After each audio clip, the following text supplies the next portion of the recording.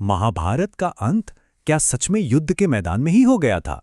नहीं, आज हम उस महाकाव्य के अंतिम अध्याय की बात करेंगे।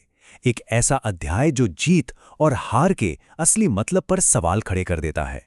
तो सबसे बड़ा युद्ध जीतने के बाद आखिर होता क्या है?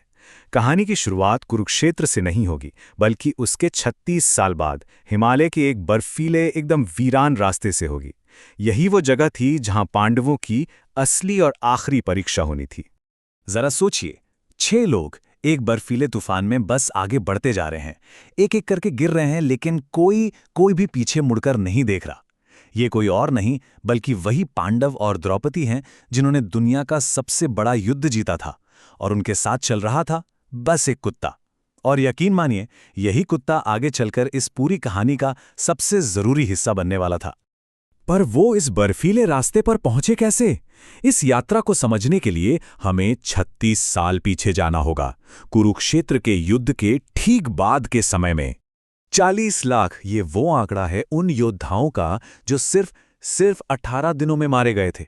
सोचिए, कुरुक्षेत्र का मैदान लाशों से पटा पड़ा था। ऐसे में जो जीत मिली ना, वो किसी हार से भी ज्यादा दर्दनाक थी।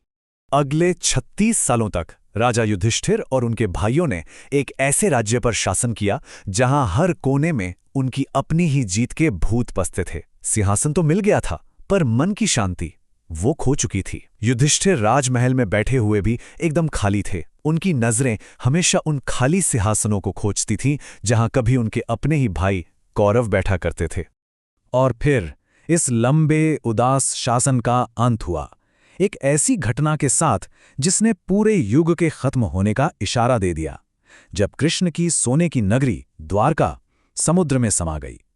जैसे ही ये खबर युधिष्ठिर तक पहुंची, वो समझ गए कि अब उनका समय भी पूरा हो चुका है, और उन्होंने अपना ताज उतार दिया।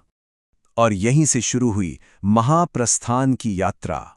सब कुछ, राजपाट, महल, सब कुछ पीछे छोड़कर पांचों पांडव और द्रौपदी हिमालय की ओर निकल पड़े। ये एक ऐसी यात्रा थी जहां से कोई लौटकर नहीं आता। और जैसे ही उन्होंने हस्तिनापुर के दरवाजे पार किए, न जाने कहां से एक साधारण सा कुत्ता आया और चुपचाप युधिष्ठिर के साथ हो लिया, उनका साथवा साथी बनकर। अब जैसे जैसे वो बर्फीले पहाड़ों पर ऊपर चढ़ते गए ना, रास्ता और मुश्किल होता गया।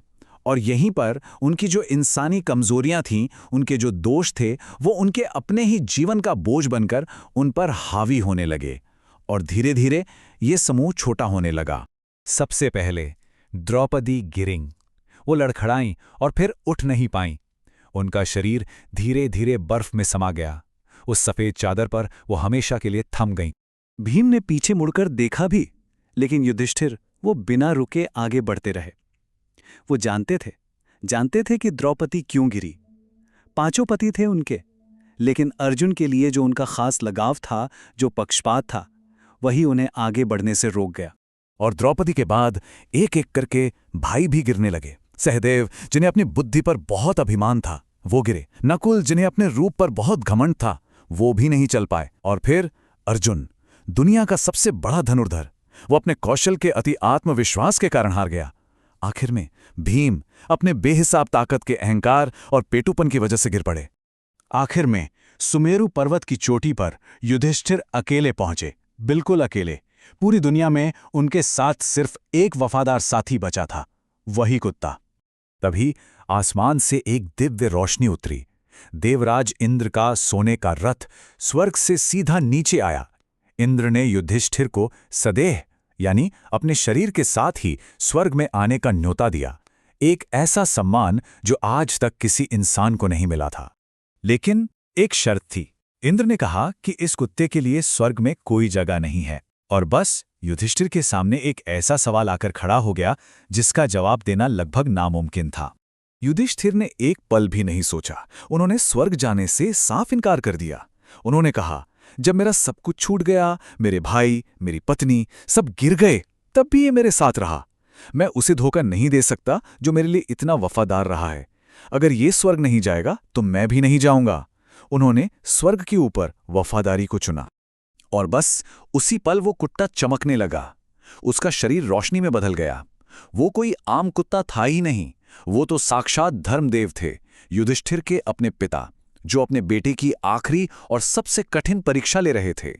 वफादारी की इस सबसे बड़ी परीक्षा को पास करके युधिष्ठिर ने आखिरकार स्वर्ग में कदम रखा, पर उनकी असली परीक्षा तो अभी बाकी थी। युधिष्ठिर स्वर्ग में अपने भाइयों और द्रौपदी को ढूंढ रहे थे, लेकिन उनकी आंखों ने जो देखा उसने उनके धर्म और न्याय के विश्वास की नींव ही हिलाकर रख दी। हाँ, वही दुर्योधन जिसकी वजह से पूरा युद्ध हुआ, लाखों लोग मारे गए, वो सोने के सिंहासन पर बैठा मुस्कुरा रहा था, स्वर्ग में सुख भोग रहा था। युधिष्ठिर गुस्से से भर गए। उन्होंने पूछा, मेरे भाई और द्रौपदी कहाँ हैं?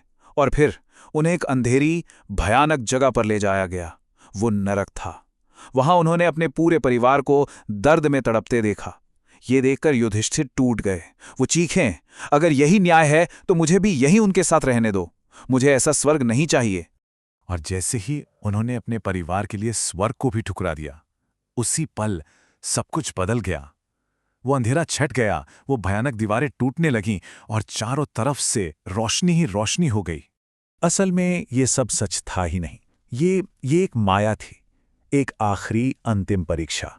देखिए, कर्म का नियम ये कहता है कि जिसके पुण्य ज्यादा होते हैं उसे पहले थोड़ी सी तकलीफ मिलती है, ताकि उसके छोटे मोटे पाप भी धुल जाएं और फिर उसे हमेशा के लिए सुख मिले।